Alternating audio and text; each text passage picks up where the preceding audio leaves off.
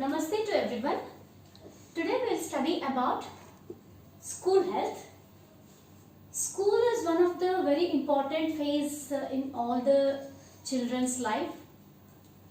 Again, it is a very important phase because one thing, it is studying period. At the same time, the health of the children is very important.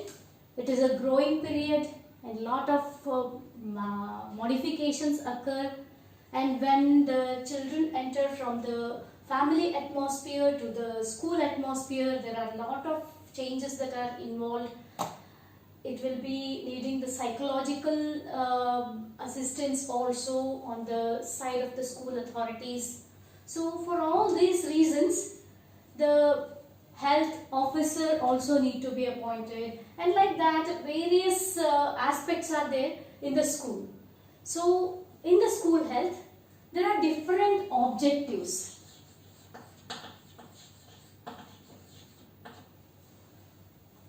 What are the different objectives of the school health? First thing is, when the child is studying, whatever the infrastructure is there or the construction of the school building should be proper with all the necessary facility. And as I told earlier, the children need assistance regarding health issues. So again, a medical officer is needed for advising necessary health suggestions. Apart from that, the proper medical examination should be conducted at the entry of the child. And again, along with that, the school health clinic should also be established. School health clinic helps in any necessary intervention, providing to the children if they are suffering from any ailments, either physical or psychological. Along with that, the nutrition also is another added important issue that has to be addressed in the growing period. So if they are providing the midday meal, then proper nutritious midday meal should be provided to the children. Along with that, again, it should be properly hygienically prepared. Both the food and the other surroundings also should be properly maintained in the school level by the school authority. And again, sometimes certain children may need some special assistance for the disability they are having. So like this, these all issues should be addressed whenever we are thinking about the school health. Then let us come upon each point that we have discussed in the objective. So the first one, that is construction of the school building or the infrastructural facility that has to be provided to the children. So again, in the infrastructure, where exactly it is situated also is very important, because the place should be devoid of any disturbances in respect to the noise or other distractions, like the cinema halls or other things should not be very nearby. So very important aspect is site selection. Or else sometimes if the children are moving about, the main road is there, then there are a lot of chances of accidents. Such kind should be always avoided. So the selection is, ideally it should be 60 feet away from the main road, so as to avoid the disturbances. And again, a very large area, at least 1 acre of land should be there for the 1000 students.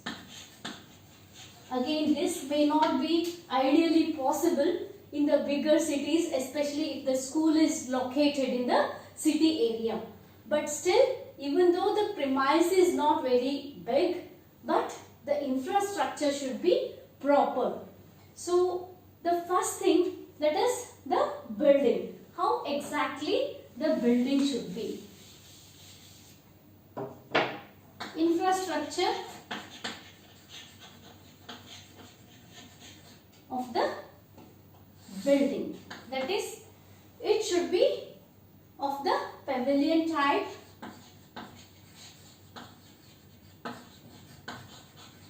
constructed in E form.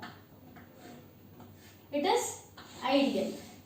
E form it should be, like administrative block and other things. So like that, E form, because if this is in the E form, then whatever the movement is easier, and again ventilation will be good, because wherever the obstructions are there, it will be leading in the as an obstruction for ventilation, natural ventilation and lighting. And then after the building is built in the E form, again how exactly the corridors are, at least 6 to 8 feet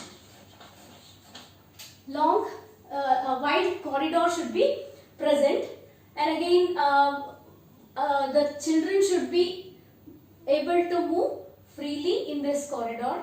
Again, if it is double storied or triple storied building, then always a proper railing should be there for the staircase.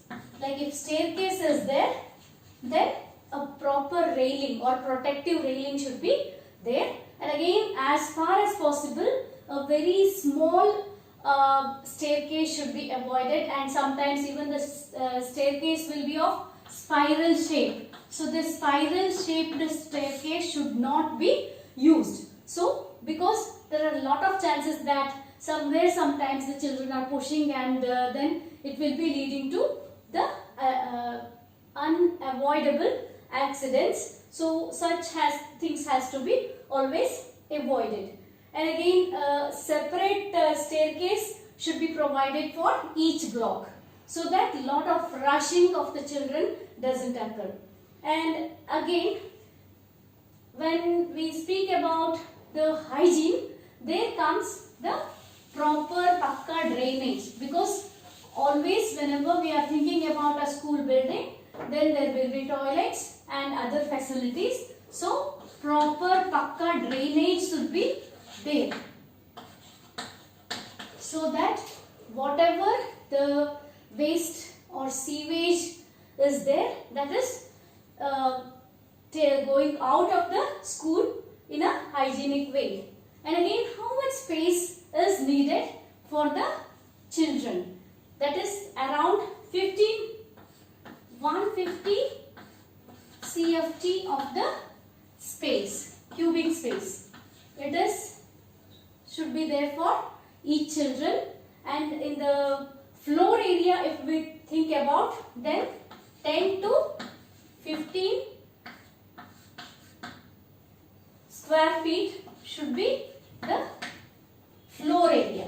Actually, the above one is the total space, and the second one 10 to 15 square feet floor area per student. Both are per student. So this much space is required.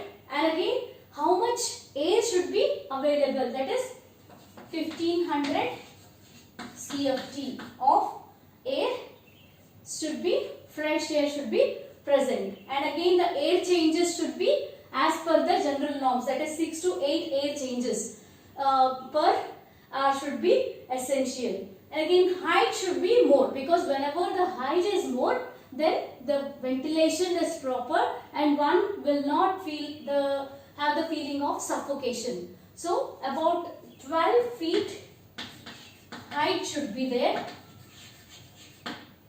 of the classroom. Then the 20 to 50 students, if they are there in a classroom, then 2/3 of the length should be for the students and 1/3 of the space should be for the teachers. Like this, various aspects have to be considered whenever we are thinking about the infrastructure facility. And as it is mentioned that around 1500 CFT of the air should be there and proper air changes should be occurring in a particular classroom, because there are so many students present in a single small area. So for that reason, one of the most important aspect, that is proper ventilation, should be there. Again, always cross ventilation, that is if it is a natural ventilation, then cross ventilation should be there. Proper windows should be there, as well as they should be on the opposite side, so that the air can pass through easily. And again, there can be the ventilators for exit of the hot air, that is expired air. And again, many a times the artificial ventilation, methods of artificial ventilation can also be used, especially in the very hot summers. The requirement of fans or coolers, and in some schools even AC facility etc. can also be provided for the classrooms, so that they can comfortably do the studies. So that has to be taken care of, proper ventilation. Then during the studying, most important aspect is lighting, because proper lighting, if it is not there, it becomes a hindrance. Whatever the teacher is writing on the board may not be visible to the children if the proper lighting is not there, or experiments are being conducted. So for a proper visualization of the things, lighting is most essential. So natural lighting is one of the best lighting. Again, if it is not possible to provide a proper natural lighting, then artificial lighting by means of various types of artificial lighting, like it may be a CFL, or it may be tube light, or it may be the LED kind of a light. All these things can be provided. And again, as I told, whenever we are comfortable, the study atmosphere, study can be done very well. So in that sense, again the temperature should be maintained in the classroom. If it is around 60 to 65 degree Fahrenheit, then it is a wet bulb thermometer temperature. Wet bulb thermometer temperature, if it is 60 to 65 degree, then it is a comfortable temperature. And if it is dry bulb thermometer temperature, then it is 58 to 61 degree Fahrenheit.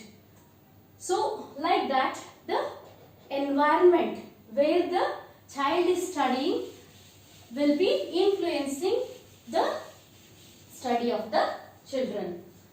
Further, whenever we are speaking about health of the children, then the desk on which the child sits is very important. That is furnitures.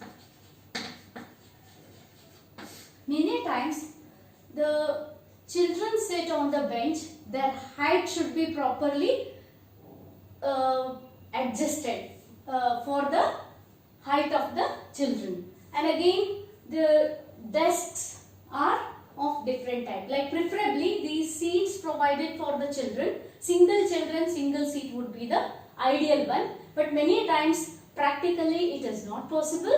So at least 3 to 4 children can be made to sit in a bench, and they should be comfortably able to keep their belongings as well as the little bit of movements, so that they can do their work comfortably. So that is one thing. And another thing, among the desks, it is of 3 types. That is, one is positive, 0, and the another one is negative.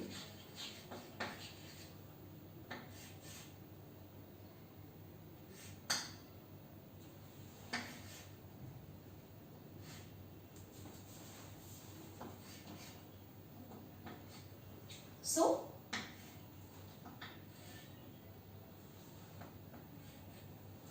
these are the different kinds of the desks and benches. Here the negative benches, they are the ideal one, because the child sits and this desk is above his thigh level, so that he need not bend forwards, because many a times child may develop backache if he sits in the positive or the zero benches. Like zero, that is this desk level, and the bench level, both are at the same, that is zero. Like it is in this way. And again in the positive one, the desk front part of the bench is away, so that the child has to lean forward, and that can lead to the backaches. And here this negative bench, this is the ideal type of the sitting arrangement for the children. And again many times these two types, they are not advisable. It is not good. So this has to be discouraged, because it will lead to various health issues. And again if the children of different age are there, either you have to fix the class to a particular age group children, otherwise their legs are not able to touch on the grounds, then they may suffer from the leg pain and other conditions, because if it is always dangling from the sitting part of the bench, then the child can have some discomfort. So this is the furniture that the child has to do. And then the other things, the blackboard, again blackboards should be have properly, like whatever the chalk is being used, and the color of the board should be exactly opposite, so that the contrasting is there and the child is able to visualize it properly. And along with that, the toilets, it is very important whenever the school is concerned. Toilets, adequate number of the toilets should be there, at least 5 closets and the urinals for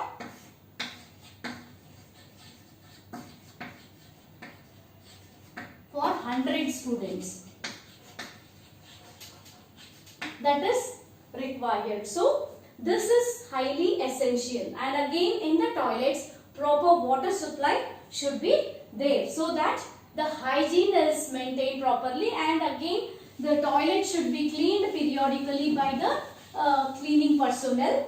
And along with that, the drinking water facility, proper drinking water facility should be there in the school for avoiding many of the communicable diseases. And cleaning of the school should be done daily, and again with the using of the disinfectants for preventing the spread of the infectious diseases. And again for the various kinds of the health issues, any sometimes some injuries may be there, children will be playing, or some fall and some other kinds of the things, or suddenly the child may become sick. So clinic should be there where they will get the first aid. And again if we think about the school health services, like this is about the first part, that is the infrastructure facility that should be available in the school. Then coming on for the school health services. So what school health services will include? That is the health checkup. So every child, the health checkup should be at least done 3 times in the entire school period. One thing, first one at the time of admission, and second one, that is when 8 to 9 years, and third one just before leaving.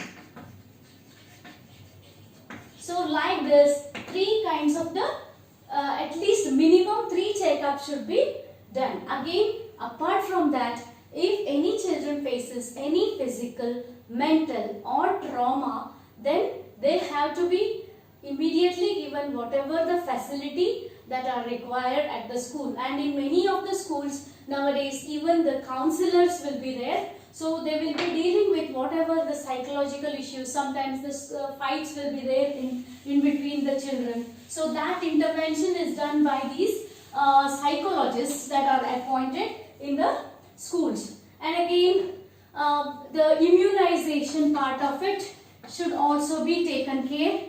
Again, if it is child is not properly vaccinated, then the DPT should be given, even BCG is given if the child is not immunized at birth, and otherwise the DT is given, and another one, that is TT, once in 5 years, that also can be administered. And sometimes there is outbreak of some infectious disease like cholera or typhoid. So at that time, that particular vaccination should be done as per the whatever guidelines given by the local health authority.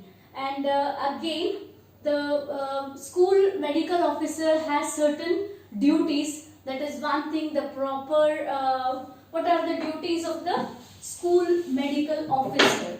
Duties of MO. What is his duty? Especially the one related with the school. First one, that is, if the person is appointed, many a times this is not practically done, but ideally that has to be always, whenever the school building is built, the doctor should be consulted, so that where the facility should be there and what all are the things especially related with the health issues, how the furniture should be there, all those kinds of the guidelines should be taken from the doctor. But many a times this kind of a thing is not possible. Let us discuss about what exactly the day-to-day duties of the medical officer. One thing, that is inspection about the hygiene of the different places, whether it is the entire school as well as the various toilets and the drinking water facility.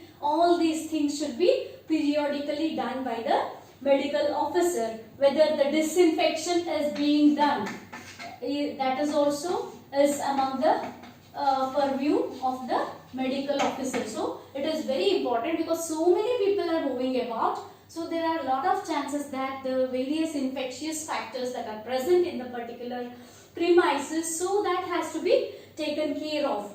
And then the examination, as previously told, examination of the children, and again the common ailments, what has to be done, and what are the first aids, like periodically they have to be given the training about the hygiene. And again, as the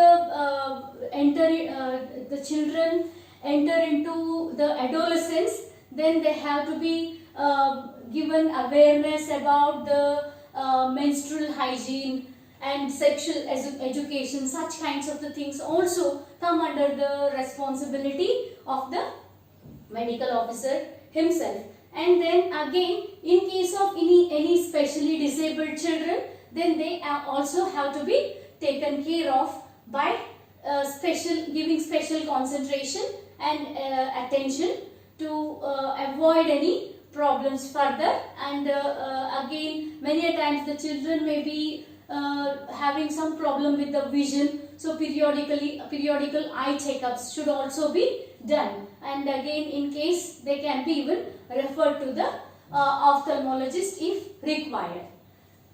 That is about the various aspects regarding the school health. Then, what is the role of Ayurveda in the school health?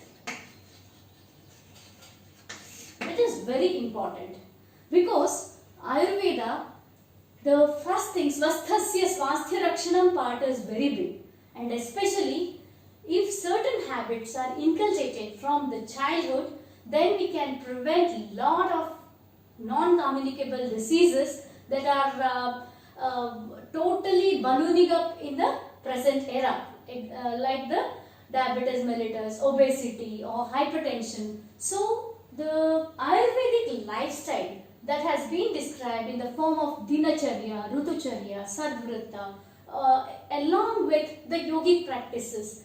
If we are inculcating the habits in the school children, then that will be an ideal setup for the prevention of the diseases, and that will lower the healthcare burden of the whatever government that is able to make a lot of savings in the healthcare sector. So in that, first thing, that is daily regimen, they have to be taught about the various aspects. They can be whether it is a matter about the oral hygiene in the form of the Danta Dhavana that has been mentioned in Ayurveda, or it may be the Gandusha, Taila Gandusha for prevention of the bad breath and also the oral hygiene. And at the same time, it is going to prevent so many other diseases also. Or maybe it is a Pratimarsha Nasya that is going to improve the vision and also prevent the diseases that are related with the Indriyas, because it is for the Indriya Swasthya. Like that, these kind of things. And also the food, what we take. Because in Ayurveda, we have the concept, holistic concept, wherein it has been mentioned about the Shashtikan, Shali Mudgan, Saindavamalake Yavan, which can be considered as the balanced diet or ideal diet that has been that can be incorporated into the diet, as well as many of the things that can be avoided. For example, the junk food, excessive consumption of the sweets, and avoiding the unhygienic practices.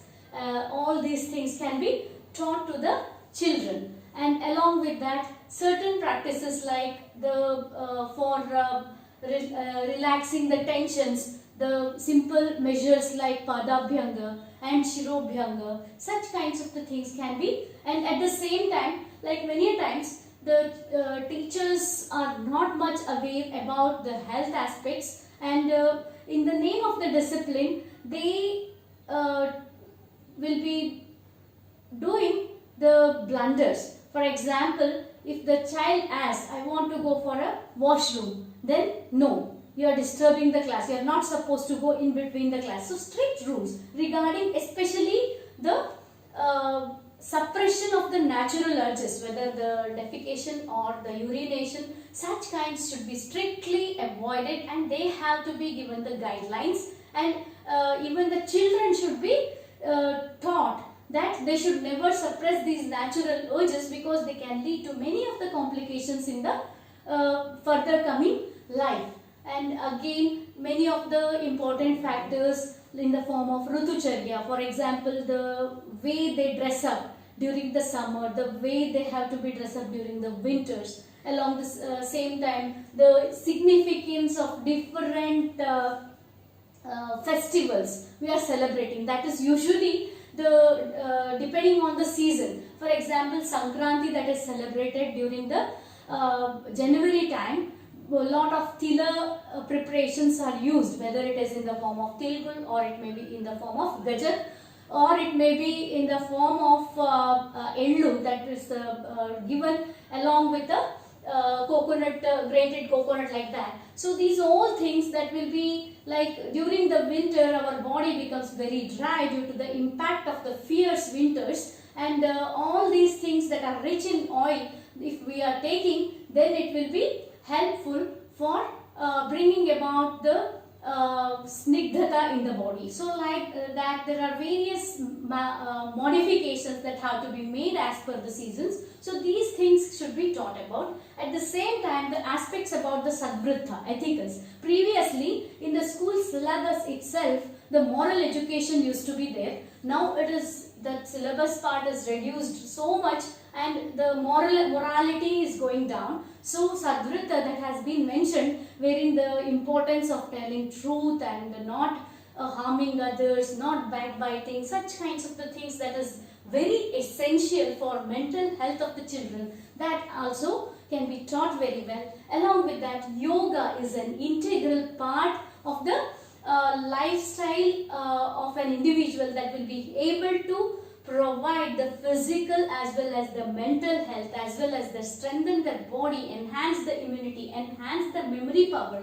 So yogic practices, simple yogic practices, that especially the balancing practices that may be in the form of Tadasana or Vrikshasana or the Virabhadrasana, and or else the Naukasana, like all these asanas that are balancing ones, that will be helping to improve the concentration. So the children should be taught that even though the spending of half an hour per day in doing the different asanas, you may think that it is spending of time, but really it is going to enhance the efficiency, enhance the memory power, which is the key factor in the performance of the children. So these things have to be taken care of. Along with that, the importance of pranayama, Nadi Shodhana pranayama, Brahmari pranayama, that will be helpful in reducing the stress. In the present day, even the small children are undergoing different kinds of the stress. So such kinds of the pranayama practices, along with the meditative practices like meditation, all these things together incorporated by the Ayurvedic doctor or the Ayurvedic side, how exactly we can contribute towards the school health. And this particular school health is under a project work running by the CCRYN, wherein the yogic practices as well as many of the simple dinacharya as well as ritucharya remedies is under progress in 2003 in the National Capital Territory, and along with that all the KVs, they are having one yoga teacher, and nowadays even all the private schools also they are having a yoga teacher. Even though they are there, the yoga period is only once in a week or twice in a week, which is not at all sufficient. That has to be every day, and it should be once it is incorporated into the children's life in the childhood, then again it will become a practice, and it can prevent a lot of diseases in the future. At the same time, it can enhance the efficiency of the child, it can enhance the performance, and many times there is like child to child strategy or child to elderly strategy. In that, especially if the children they influence their parents, then a total society can be modified and the healthy society can come into existence. So to sum up with the school health, then it starts with a proper site selection for the building and proper construction of the building with proper ventilation, lighting as well as infrastructure, along with the medical officer who is going to inspect the area in the school about the hygiene. He will give the advices to the authority, he will give the advices to the children when required. Periodical health checkup is done, and any case of physical or mental health issues, he is going to do the first aid and going to do the counseling, and also giving to educate the children about the hygiene and health as well as nutrition, so that a healthy environment and healthy internal environment of the children is promoted. So that is about for today's class. Thank you very much for the patient listening.